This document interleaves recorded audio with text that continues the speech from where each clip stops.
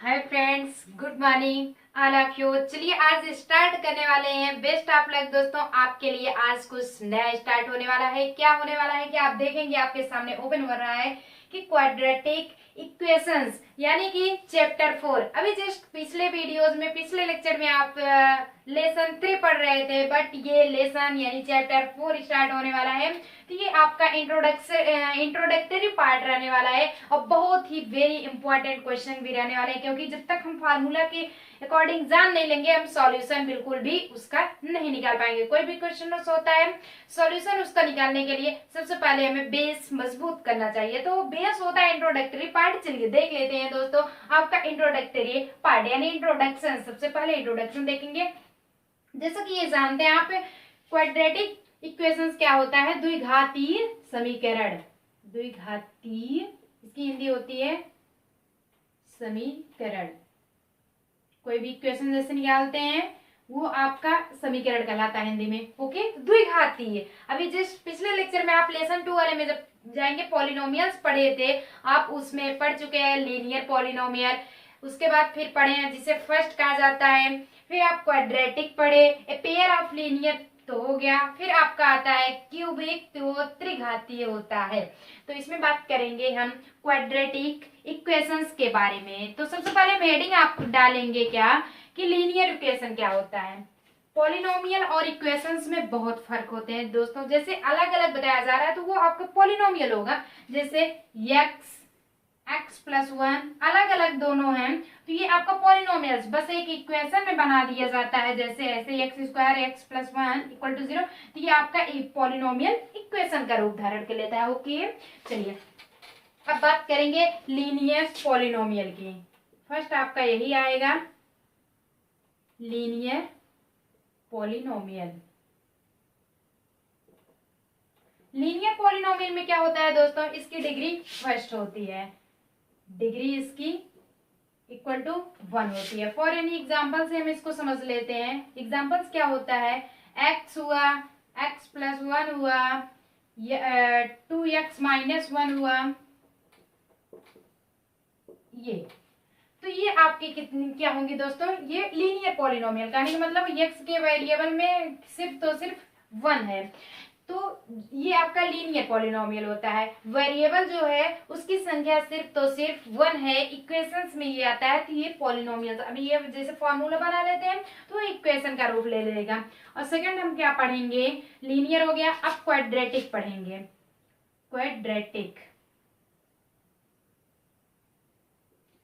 ये रहेगा आपका पॉलिनोमियल। अभी जस्ट हम पॉलिनोमियल्स की बात कर रहे हैं। पॉलिनोमियल क्वाड्रेटिक पॉलिनोमियल क्या होता है? इसकी डिग्री 2 होती है। क्वाड्रेटिक पॉलिनोमियल की डिग्री 2 होती है। जैसे फॉर एनी एग्जांपल से हम प्रूफ करेंगे एक्स स्क्वायर हो गया। ओके, तो ये आपका क्वाड्रेटिक पॉलिनोमियल क्यों है? क्योंकि एक्स वेरिएबल है, इसकी संख्या जो है इसकी डिग्री आपकी 2 है, यानी कि ये क्वाड्रेटिक है, द्विघाती है। ओके, द्विघाती तो वही कहेंगे ना जो कपल होता है, जुड़े हुए में है। और ऑलरेडी ये तो अलॉन है, अकेला है, तो ये लीनियर है, एक घाती है। और ये द्विघाती हुआ, जैसे 2x square, x square plus 1 etcetera. Okay, तो ये आपका क्वाड्रेटिक पॉलिनोमियल्स की बात हो जाती है। यहां तक आपको समझ में आया? और फिर आपका अगर कह दिया जाए कि क्या आता है? क्यूबिक। थर्ड वाला आपका आता है क्यूबिक पॉलिनोमियल। अभी जस्ट पॉलिनोमियल की बातें चल रही हैं। पॉलिनोमियल इसमें क्या होता है? इसमें डिग्री आपके 3 होती है, इसमें 3 डिग्री होती है। फॉर एनी एग्जाम्पल से हम समझ लेते हैं इसको दोस्तों। जैसे एक्स क्यूब हो गया, ये देखिए एक्स वेरिएबल है, इसकी डिग्री 3 आई है, तो इससे हम अंडरस्टैंड कर लेते हैं कि ये क्यूबिक है, सेकेंडरी यानी कि आपका क्वाड्रेटिक है, या फिर आपका ये लीनियर है।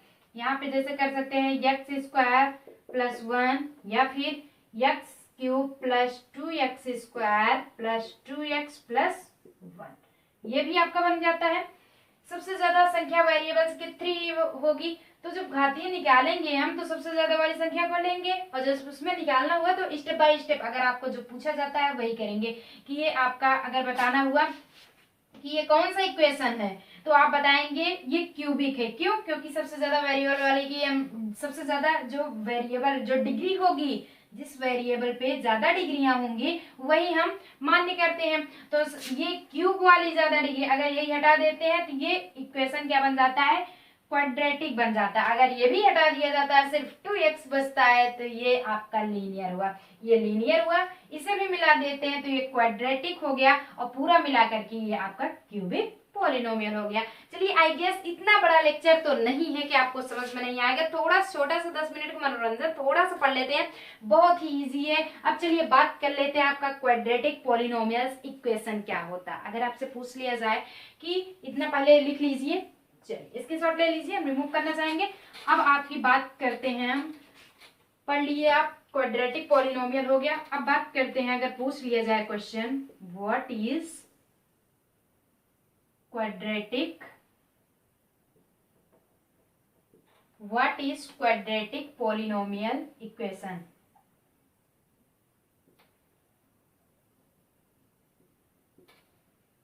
अगर आपसे ये पूछ लिया जाता है कि what is the quadratic polynomial equation, क्या होता है? इक्वेशन की बात आ गई। अभी तो जस्ट सिर्फ क्वाड्रेटिक पॉलिनोमियल था, बट क्वाड्रेटिक पॉलिनोमियल इक्वेशन आ गया है। तो इसका जनरल फॉर्म क्या होता है in method? General form, general form क्या होता है? सबसे पहले हम किस फॉर्म में लिखते हैं, इसको हम किस फॉर्म में लिखते हैं? तो ये फॉर्म होता है दोस्तों, ax² plus bx plus c equal to 0।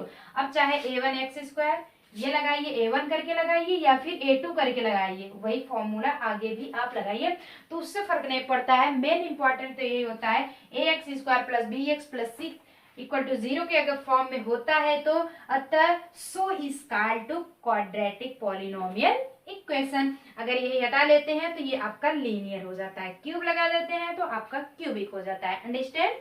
चलिए, एक कंडीशन तो और होगी, ये आपका फर्स्ट कंडीशन हो गया। ये बात कंडीशंस की हो रही है, कंडीशंस, ओके। ये कंडीशंस की बात हो रही है। फर्स्ट तो आपका जनरल फॉर्म, यानी कि कोई भी चीज होता है पहचानने के लिए उसको हमें क्या सबसे पहले जरूरत होती है, तो रिकग्नाइजिंग हमारी जो होगी वो ऑब्जर्वेशन जिसे कहते हैं वो तीखी होनी चाहिए। ऑब्जर्वेशन अगर हमारा सही रहेगा तो हम उसे रिकग्नाइज कर लेंगे। तो ये तो रहा ऑब्जर्वाइजेशन का, आप जो करते हैं, जैसे ऑब्जर्व कर रहे हैं, आप कोई भी चीज ग्रहण कर रहे हैं, उसे पहचानने की कोशिश कर रहे हैं, तो पहचानेंगे कैसे? तो वो आपका फार्मूला होगा, एक पहचानने का एक तरीका होगा बेस्ट, तो वो आपका फार्मूला, वो कंडीशन ये रहती है। और सेकंड कंडीशन क्या कहती है? a is not equal to 0। Main point से है, अगर a की वैल्यू ही जो जिसकी घात बड़ी होगी वही a पॉइंट पे लिया जाएगा। अरे भैया, इसे हम सोचते हैं ए पे ले लें तो नहीं लेंगे, क्योंकि इसकी घात बड़ी है तो यही ए पॉइंट पे। अगर ए ही 0 आ जाता है तो घात लेकर के क्या करेंगे? अगर 2 भी रहती है तब भी इसकी वैल्यू 0 आ जाती है। अब 0 आ जाती है तो ये इक्वेशन को मान्य नहीं करेगा, ये एक्सेप्ट नहीं करेगा, अतः ये क्वाड्रेटिक पॉलिनोमियल इक्वेशन नहीं होगा। तो इसलिए आपका a is not equal to 0, a की वैल्यू 0 नहीं होनी चाहिए। ओके, इतना आपको समझ में आ गया। अब यहाँ पे अगर पूछ लिया जाता है कि आपका ए बी सी क्या है, where A B and C is are क्या है? Real number. क्या आपको लगता है कि रियल नंबर है? ये क्या है आपका?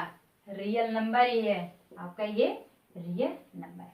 तो ए बी सी आर क्या है? रियल नंबर हो गए हैं। और आपका x क्या है? यहाँ पे वेरिएबल है, and x is a variable।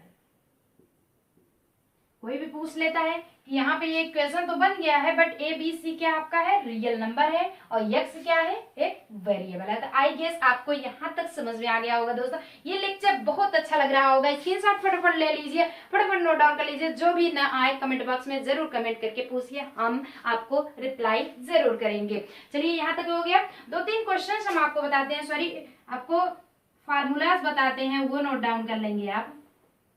Formulas जैसे a प्लस बी का अगर होल वर्ग का आपका निकालना हुआ तो इसे खंडन करके पूछ लेते हैं ना, इसका क्या निकालना। तो सबसे पहले a का वर्ग कर लीजिए आप, एक वाली संख्या का वर्ग यानी होल स्क्वायर, प्लस b का square plus 2 into a into B.